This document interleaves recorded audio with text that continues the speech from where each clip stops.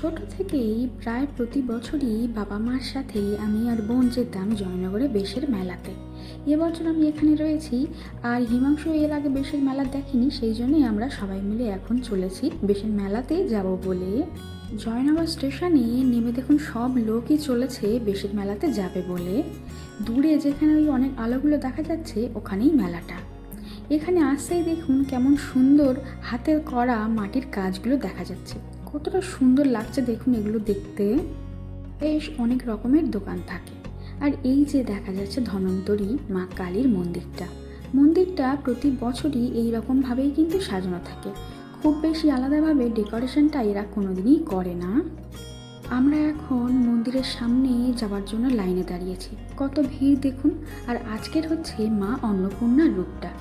আমি প্রায় প্রতি বছরই যখন আসতাম শেষের দিকে আসতাম, এই বছর মাঝখানের দিকে এসেছি বলে, এই মেলা যে 15 দিন হয় তার মাঝখানের দিকে এসেছি বলেই কিন্তু এখানে এই রূপটা আমি দেখতে পেলাম।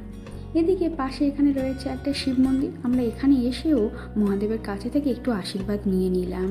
প্রতি বছর বৈশাখ মাসের অমাবস্যা তিথির পর থেকে বুদ্ধ পূর্ণিমা পর্যন্ত মা ধন্বন্তরীর রূপগুলো চেঞ্জ করা হয়। এটাকেই বেশের মেলা বলা হয়ে থাকে, কারণ এখানে মা কালীর প্রতিদিন বেশগুলো চেঞ্জ করা হয়।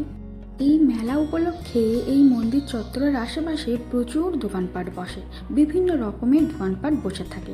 এখন আমরা চলে এসেছি একটু ফুচকা খাবো বলে।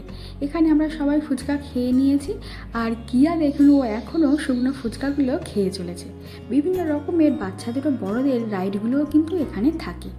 আগে এখানে একটা ময়ূরপঙ্খী বসতো, আমি আর বোন চেষ্টা করতাম এটাতে ওঠার, এখন আর সেটা এখানে আমি দেখতে পাই না। এখন আমরা এসেছি আর একটু পাপড়ি চাট খাবো বলে। কোনো একটা মেলাতে গেলে আমার মনে হয় আমি সব কিছুই খাবো, কোনোটা যেন বাদ না চলে যায়।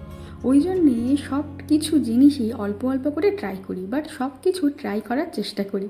আমার ভালো লাগে এটা এরকমভাবে। আর এই আইসক্রিমটা এখন বেশ এখানে চলছে। আমি অনেকদিন আগে একবার এই আইসক্রিম খেয়েছিলাম, এটাও বেশ ভালো ছিল, তবে আগে যেটা খেয়েছিলাম ওর স্বাদটা আমার একটু বেশিই ভালো লেগেছিল। এদিকেও বাচ্চাদের জন্য বেশ কিছু রাইড রয়েছে, আর জলের উপরে দেখুন এটা ভাসছে, বাচ্চারা এটাকে কিন্তু খুব এনজয় করেছে। আর এই যে বড় আকাশ চরকিটা, এটাতে আমি খুব ভয় পাই, আমি কোনো দিনই এটাতে উঠিনি আর উঠতেও চাই না সত্যি কথা বলতে, তবে এটা দূর থেকে দেখতে বেশ ভালো লাগে। প্রথমে যখন আসি অনেক ভিড় থাকার জন্য আমরা ঠাকুরকে খুব ভালোভাবে দেখতে পাইনি, সেই জন্যে আমরা আবার এসেছি মা অন্নপূর্ণার দর্শন করার জন্যে। আজকের ভিডিওটা আমি এখানেই শেষ করছি। নমস্কার।